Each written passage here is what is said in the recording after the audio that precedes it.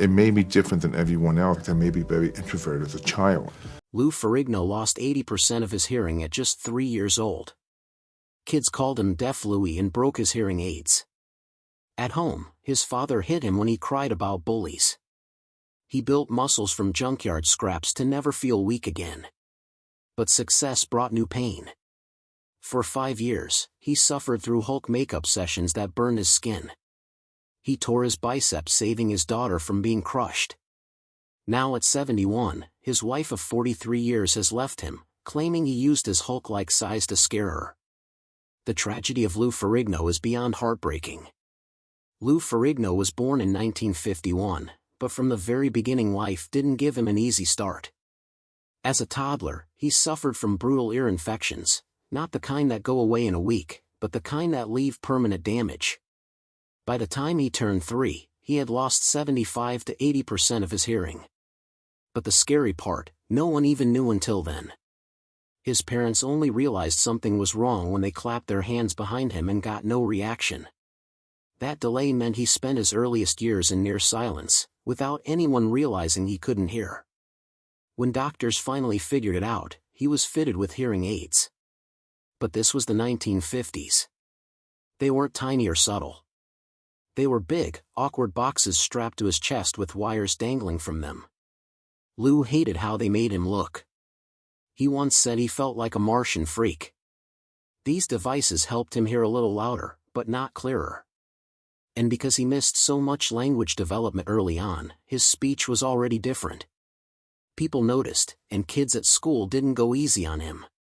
They called him Deaf Louie and Deaf Mute. They mocked the way he talked. Some even hit him in the chest just to break his hearing aids. And he couldn't fight back. He was small, skinny, and slow. He often felt like an outcast. So he escaped into comic books. He read about Superman, Spider-Man, and especially the Hulk, characters who didn't fit in but had hidden power. Those stories gave him something school never did. At home, life wasn't any softer. His father, a tough Brooklyn cop named Matthew Ferrigno, didn't believe in making excuses. When Lou came home crying from bullies, his father didn't comfort him, he hit him. "Don't come home if you can't fight your own battles," he said. When Lou's grades slipped because he couldn't lip read from the back of the classroom, his dad locked the basement gym and said it would stay locked until his grades improved. Lou later said, "My father rejected me because I wasn't perfect." But instead of breaking him, that rejection lit a fire. He wanted to be so strong that no one could ever hurt him again. So Lou adapted. He sat in the front row of every class, learning to read lips like a hawk. If a teacher turned their back to write on the board, he was lost. But he kept going. Sometimes he didn't even tell teachers he was deaf, he was too ashamed. But he watched, observed, guessed, and figured things out from people's faces and body language. It was exhausting, but he got through school using sheer focus and grit. Everything changed in 1964 when Lou was 13. He was watching TV and saw a movie called Hercules. Steve Reeves played the title role, and to Lou it was like watching a real-life superhero. Reeves wasn't just strong, he looked like the comic book characters Lou idolized. Right then, Lou knew what he wanted.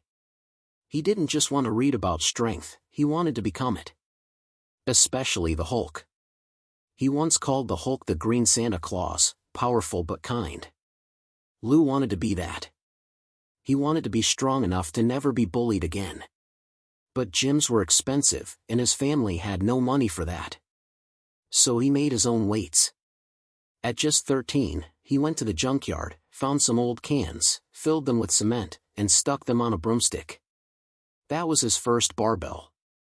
For a bench, he nailed 2 big wooden boxes together, used some hinges, and even tossed a pillow on it to soften the pain. "It hurt my back," he said, "but I tried to imitate everything I saw in the magazines." He kept training like this for years. By 17, he finally joined a real gym, R&J Health Club. But by then, he had already built a solid body with nothing but scrap metal and determination. Still, bodybuilding didn't pay the bills. So in 1969, at just 17, Lou got a job at a brutal sheet metal factory in Brooklyn. It paid $10 an hour, which was decent back then, about $75 today. But it was dangerous, loud, and filled with machines that could rip off fingers. For someone who was nearly deaf, it was a nightmare. But Lou kept working because he needed the money for food and supplements. While others ate sandwiches, he packed boiled eggs, tuna, and cottage cheese to fuel his workouts. Then one day in 1972, everything changed. A coworker got his hand crushed by a hydraulic press, right next to Lou. That was the final straw. He walked out and never came back. There was no job security in bodybuilding, no paycheck waiting. But Lou took the risk, and it paid off. In 1973, Lou Ferrigno was just 21 years old when he shocked the world. He won both Mr. America and Mr. Universe. No one his age had done that before. He stood 6 feet 5 inches tall and weighed around 285 pounds. He looked like a giant next to other bodybuilders. But what made his rise even more powerful was what he had already survived. As a child, Lou lost most of his hearing to an ear infection. Kids bullied him. He started lifting weights not just to get strong, but to feel less alone. A year later, he did the unthinkable again. He won Mr. Universe a second time. In 1975, he entered Mr. Olympia. He didn't win, but placing third put him among the sports elite. That same year, everything changed. A documentary called Pumping Iron began filming. It followed the rivalry between Lou and Arnold Schwarzenegger. Lou had the size, he was nearly 50 pounds heavier than Arnold. But Arnold had something else, he played mind games. He invited Lou and his parents to breakfast before the competition. Over eggs and coffee, Arnold smiled and said Lou just needed one more month to be ready. Then he bragged about being a 6-time champion, as if he'd already won again. Lou called Arnold arrogant. But Arnold's tactics worked. Lou placed third. Arnold took home his 6th title. Even with 2 Mr. Universe wins, Lou was broke. Bodybuilding didn't pay. For 3 years, Lou worked in a Brooklyn metal shop making $10 an hour. By 1975, he had to quit competitions. He was still in peak shape, but prize money couldn't pay his bills. In 1980, Lou married Carla Green. He had only $5,000 saved. Carla had $7,000. That was it. She once said, "We built our money in our home, and we built it from nothing." Lou's size was unheard of at the time, his arms measured 23.5 and bigger than Arnold's. He could deadlift 900 pounds, though no one ever confirmed it. Still, his strength was real, and so was his size. Tall bodybuilders usually looked lanky, Lou didn't. He was massive but still balanced, and all of it came before the steroid-heavy era. His muscles were built through sheer effort, discipline, and a need to prove he belonged. In 1975, at just 24, Lou shocked fans again. He walked away from bodybuilding. He wasn't injured. He wasn't beaten. He just couldn't afford to keep going. Most competitions paid just $1,000. In 1977, everything changed again. The people behind the Incredible Hulk wanted someone massive to play the Green Beast. At first, they called in Arnold Schwarzenegger. He was 6 feet 1 inch in pure muscle, but they said he wasn't tall enough. So they tried someone else, 7 feet 2 inches Richard Kiel, the guy who played Jaws in the James Bond movies. They even began filming with him. But then something strange happened. The director's young son visited the set and took one look at Kiel in costume. He told his dad, "That's not the Hulk." Just like that, everything changed. They started looking again, this time for someone who looked like the Hulk from the comics, huge, ripped, and scary. At that same moment, Lou Ferrigno was busy training for the 1977 Mr. Olympia. Out of nowhere, he got a call for an audition. He showed up. They painted him green and told him to just be like the Hulk. Lou said he stood in front of the camera, growled, moved like a beast, and they hired him on the spot. He gave up his shot at the Olympia to take the role. That one decision changed his entire life. But the real work hadn't even started. Each filming day began with nearly 4 hours of makeup. It wasn't just paint, it was thick, chalky green pancake makeup that stuck to everything. They added layers, 6 of them. Then came the fake forehead, fake nose, and custom-made teeth. The worst part, the white contact lenses. He could only wear them for 15 minutes at a time because they hurt so much. During the pilot episode, Lou stayed in full Hulk makeup for 20 straight hours. That's right, 20. It was so intense, he had to get a private shower built into his trailer just to scrub off the paint. Even then, the green wouldn't come off. His toenails stayed green for 6 months. The physical toll was brutal. One time, during a 1978 scene where the Hulk lifts a car, Lou tore a muscle. He also got chemical burns from the green makeup, especially on hot days when filming happened outdoors in over 100 degrees Fahrenheit heat. The weight changes were crazy too. For some scenes, he had to bulk up fast, then slim down for interviews. His nutritionist warned it was dangerous.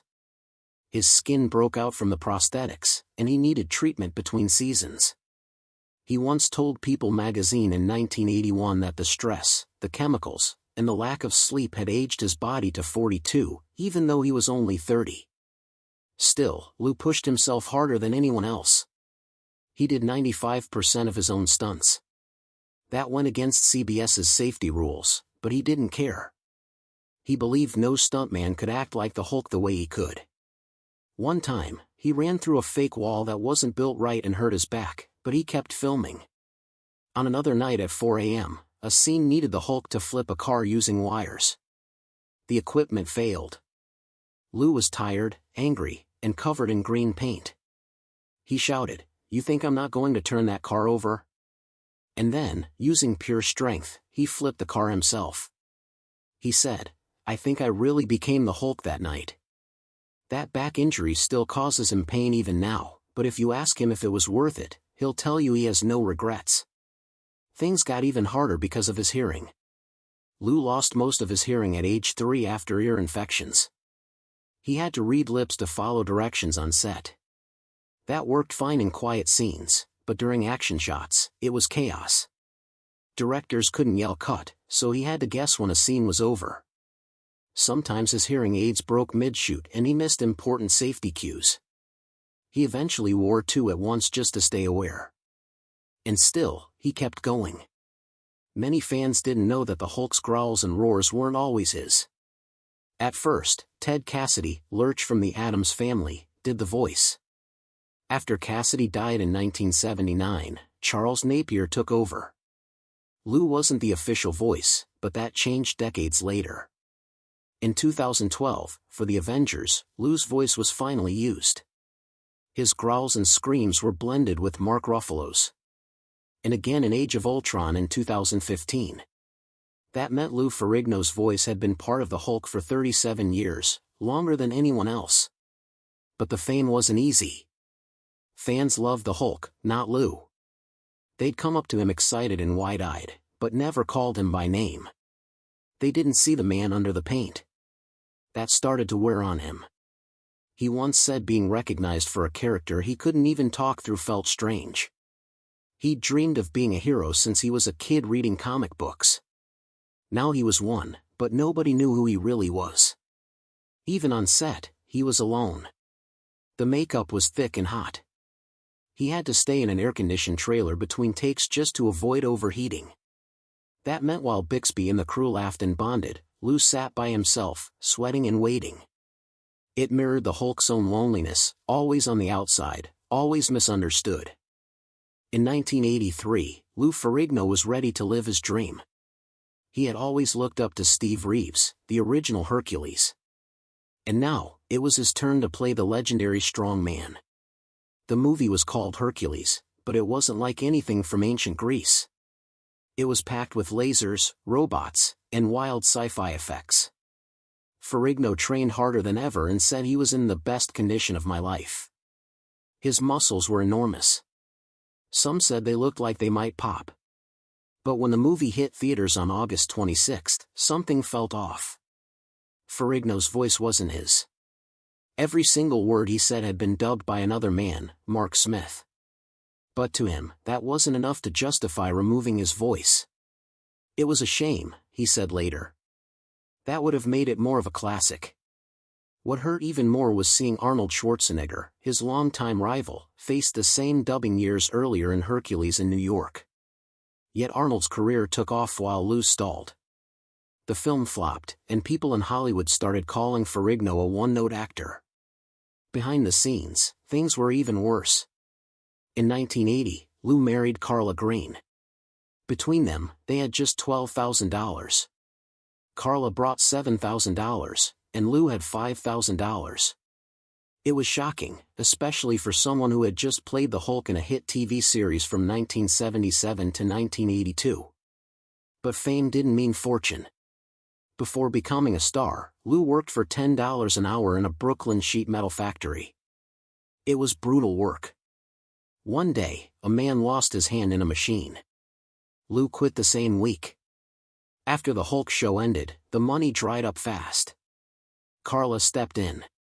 She became his manager, booked his appearances, and hit the road with him to rebuild their life. "We built our money in our home, and we built it from nothing," she said later. In 1991, they hit a breaking point. Vince McMahon, the wrestling tycoon, offered Lou $500,000 a year, nearly $875,000 today, to join his new World Bodybuilding Federation. Lou said no, but the fact that he almost said yes showed how bad things had gotten. That same year, Ferrigno tried to return to bodybuilding. It had been 17 years since his last competition. McMahon made him the biggest offer ever given to a bodybuilder, $500,000 annually. That alone beat anything Arnold ever made. But there was a catch. McMahon wanted all athletes to pass drug tests for 3 months straight. Lou didn't like that idea. On the other hand, Joe Weider, a bodybuilding legend, gave Lou $250,000 in cash and $250,000 in ads for his sportswear line. Lou chose Weider. In 1992, he stepped onto the stage at Mr. Olympia. He was 41 years old. He placed 12th. After so many years away, it was more than respectable, it was a comeback. But Ferrigno's most powerful moment wasn't on stage or on screen. It happened in 2020 at home. His daughter Shauna was playing near his truck when a 1,000-pound air compressor tipped over. In an instant, Lou dove forward and grabbed the machine. He stopped it from crushing her but tore his biceps clean off the bone. "It sounded like a shirt ripping," he said. When he looked down, his arm looked like a child's. The muscle had curled up into his armpit. It was one of the worst injuries a bodybuilder can suffer. He was heartbroken. His career was on the line. But an NFL player named Bubba Smith sent him to a surgeon. The next day, Ferrigno went under the knife. After 6 painful months, he was back. He could deadlift 600 pounds again. He wasn't just strong. He was a father who'd do anything, even tear his own body apart, to protect his child. In the early 90s, something strange happened in Hollywood. Lou Ferrigno, the giant green Hulk from TV, quietly became Michael Jackson's personal trainer.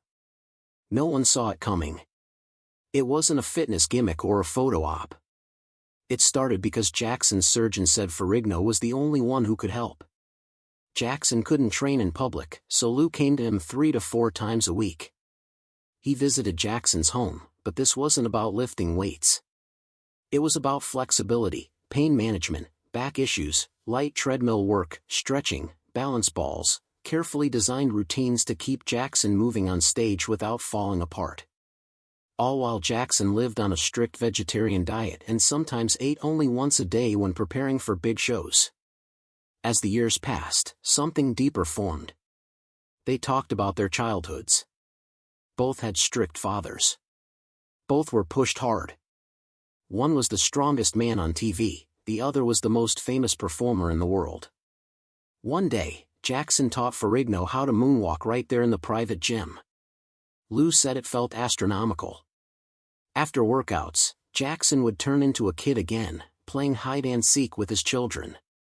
Ferrigno watched as the king of pop became just Mr. Mom. But Ferrigno's life didn't stay in Hollywood.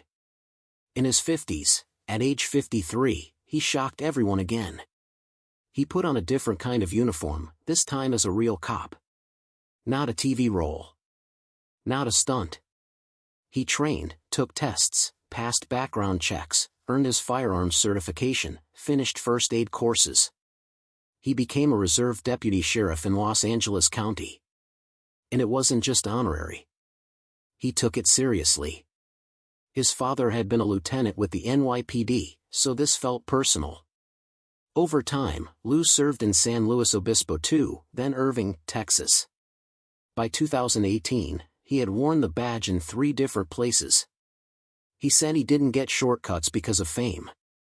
Everything he did, he earned. And yet, while most remembered him as the Hulk, a whole new crowd got to know Lou through comedy. Between 2000 and 2007, he showed up in 20 episodes of The King of Queens playing himself, but not the superhero version.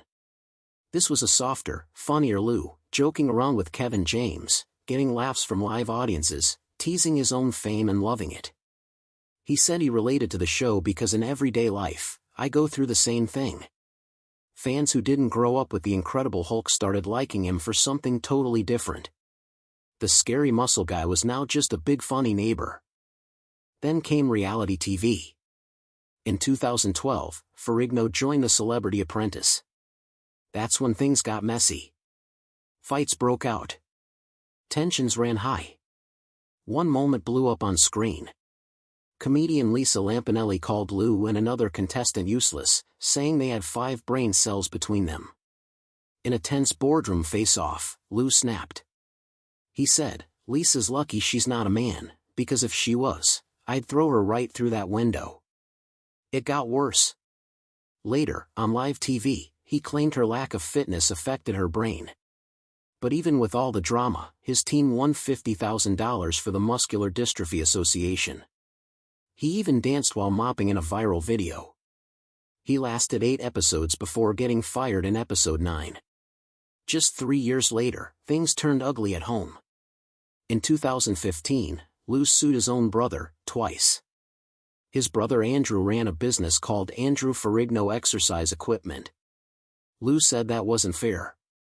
It used their shared last name but had nothing to do with him. The first lawsuit asked for a disclaimer. The second asked Andrew to drop the word exercise. At the time, Lou was worth an estimated $12 million.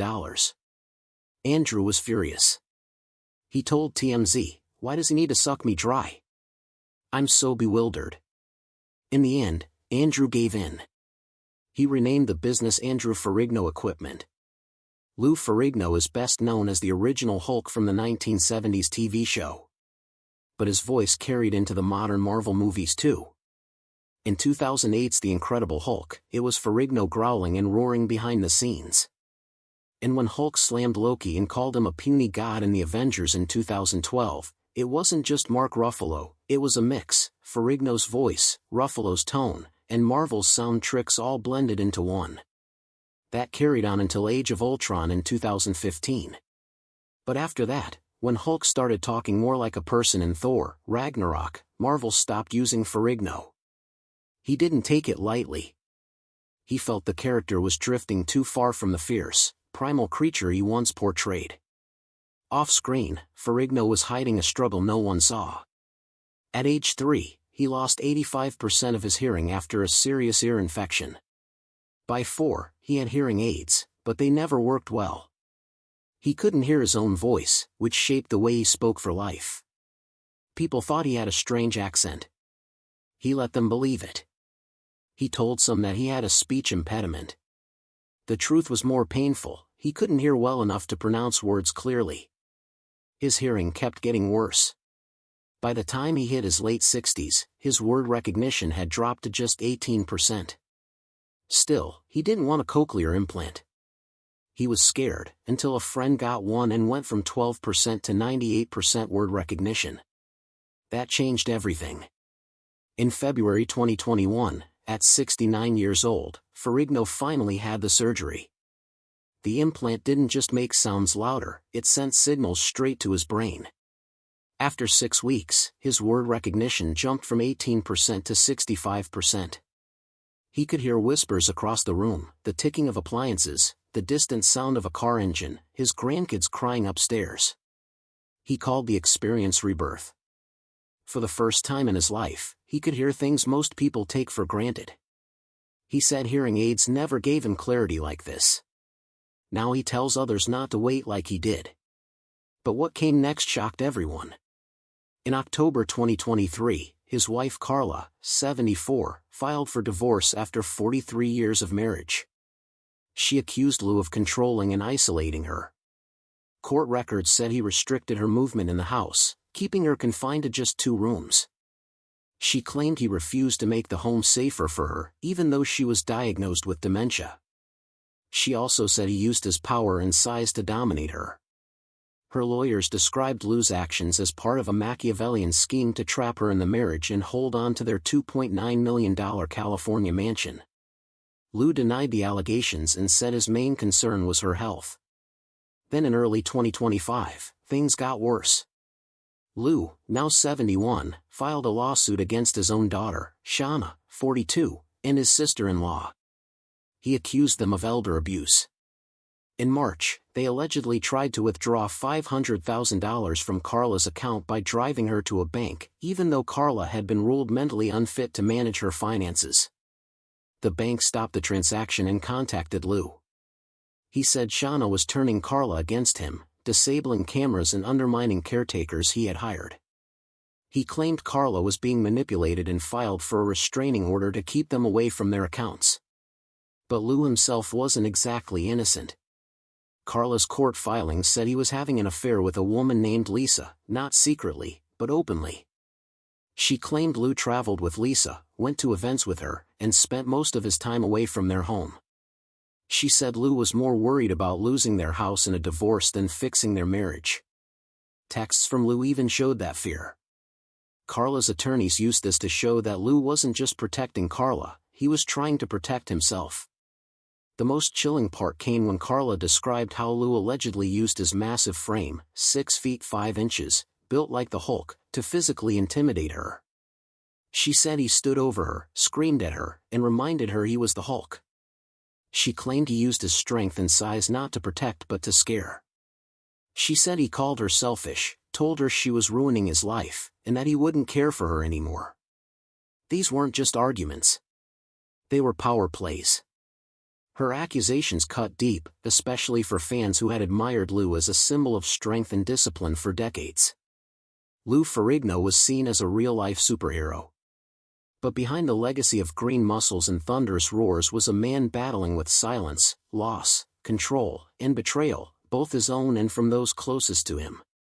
The story of Lou Ferrigno is no longer just about the Hulk. It's about what happens when the rage seeps out of the costume and into real life.